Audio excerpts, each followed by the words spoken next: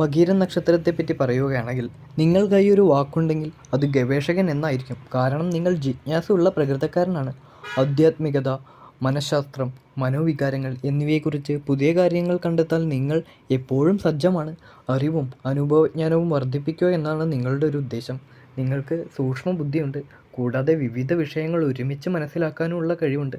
നിങ്ങളുടെ സ്വഭാവം സഭ്യവും മര്യാദയും ചെറുചുറുക്കുള്ളതും സൗഹാർദ്ദവും കൂടാതെ ആവേശപൂർണവുമായിരിക്കും. നിങ്ങളുടെ മനസ്സും തലച്ചോറും എപ്പോഴും ഉത്സാഹപൂർണ്ണമായിരിക്കും. എപ്പോഴും പുതിയ ആശയങ്ങൾ മനസ്സിലേക്ക് വന്നുകൊണ്ടേയിരിക്കുകയും ചെയ്യുന്നു.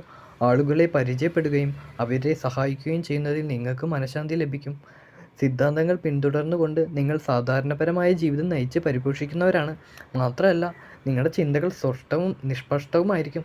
ആശയവിനിമയം നടത്തുന്നതിൽ നിങ്ങൾ വിശേഷാൽ ബുദ്ധിക്കാരാണ്. കൂടാതെ മികച്ച ഗായകനോ കവിയുടെ കഴിവുകളും നിങ്ങൾക്കുണ്ടാകും. അതുകൂടാതെ ആക്ഷേപഹാസ്യത്തിലും ഫലിതത്തിലും നിങ്ങൾ മറ്റുള്ളവരെക്കാൾ ഒട്ടും പിറകിലല്ല. നിങ്ങൾ സാധാരണ വാദപ്രതിവാദം, അഭിപ്രായ വ്യത്യാസം, കൂടാതെ വാഗ്വാദം എന്നിവ ഒഴിവാക്കുന്നു. നിങ്ങളൊരു ബുദ്ധിശൂന്യനാണെന്ന് ഇത് തോന്നിപ്പിക്കുന്നു. എന്നാൽ ഇത് സത്യമല്ല. സത്യം എന്തെന്നാൽ നിങ്ങൾ ജീവിതത്തിൻ്റെ മികച്ചത് ആസ്വദിക്കാൻ ആഗ്രഹിക്കുകയും അനാവശ്യ കാര്യങ്ങൾക്ക് പ്രാധാന്യം കൊടുക്കാതിരിക്കുകയും ചെയ്യുന്ന വ്യക്തിയാണ്. വിജയത്തിൻ്റെയും സന്തോഷത്തിൻ്റെയും അടിസ്ഥാനം സ്നേഹവും സംരക്ഷണമാണെന്ന് നിങ്ങൾ വിശ്വസിക്കുന്നു. ന്യായവാദം നിങ്ങൾക്ക് പ്രാധാന്യമാണ്. അതിനാലാണ് നിങ്ങൾ എല്ലാ കാര്യങ്ങളും വളരെ സമർത്ഥയോടെ വിശകലനം ചെയ്യുന്നത്. നിങ്ങളുടെ വിചാരങ്ങളിലും ചിന്തകളിലും ശക്തമായ വിശ്വാസം നിങ്ങൾക്കുണ്ട്.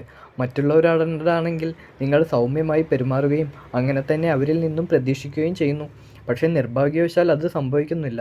നിങ്ങൾ സുഹൃത്തുക്കളോടും പങ്കാളികളോടും ബന്ധുക്കളോടും ഇടപെടുമ്പോൾ ജാഗരൂകരായിരിക്കണം. കാരണം നിങ്ങൾ വഞ്ചിക്കപ്പെടാനുള്ള സാധ്യത ഏറെയാണ്. നേതാവാകാനുള്ള പ്രത്യേകതര കഴിവ് നിങ്ങൾക്കുണ്ട്. അപ്പോൾ അതുപോലത്തെ ജോലി നോക്കുക. നിങ്ങൾ എല്ലാ പുതിയ കർത്തവ്യങ്ങൾ ആരംഭിക്കാനും പ്രശ്നമൊക്കെ പരിഹരിക്കാനും ശ്രമിക്കും. ഓൺട്രപ്രണർഷിപ്പ് നല്ലതാണെന്ന് പറയട്ടോ.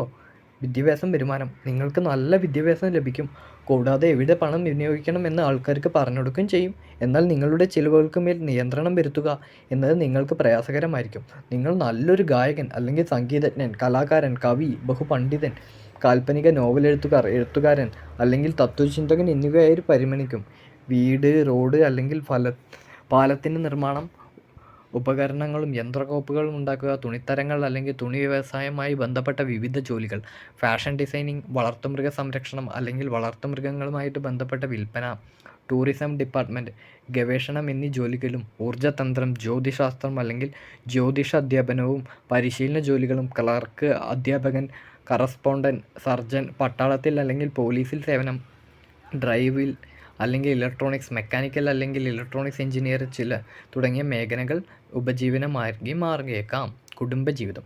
സാധാരണയായി നിങ്ങളുടെ വിവാഹ ജീവിതം നല്ലതായിരിക്കും. എന്നാൽ ജീവിത പങ്കാളിക്ക് ആരോഗ്യപരമായ പ്രശ്നങ്ങൾ ഉണ്ടായേക്കാം. വൈവാഹിക ജീവിതത്തിൻ്റെ മികച്ചത് ആസ്വദിക്കുന്നതിനായി നിർബന്ധ ബുദ്ധിയോടും ആശാജനകമായി നിങ്ങൾ പെരുമാറേണ്ടത് നിങ്ങളുടെ കുടുംബപരമായ ജീവിതത്തിൽ സുനിശ്ചിതത്വം കാലക്രമേണ ബലപ്പെടുത്തും. ഭാര്യ ഭർത്താക്കന്മാർ പരസ്പരമുള്ള കുറവുകൾ വിസ്മരിക്കുകയാണെങ്കിൽ ശിവപാർവതിയെപ്പോലെ നിങ്ങളും വിസ്മരകരമായ ജോഡികളാണെന്ന് തെളിയിക്കും. 32 വയസ്സുവരെ നിങ്ങൾക്ക് ജീവിതത്തിൽ വെല്ലുവിളികൾ ഉണ്ടാകും. അതിനുശേഷം കാര്യങ്ങളൊക്കെ ശാന്തമാകാൻ തുടങ്ങും. 33 തൊട്ടിട്ട് 55 വരെ സമയം നിങ്ങൾക്ക് വളരെ അനുകൂലവും വളരെ വിജയകരവുമായിരിക്കും.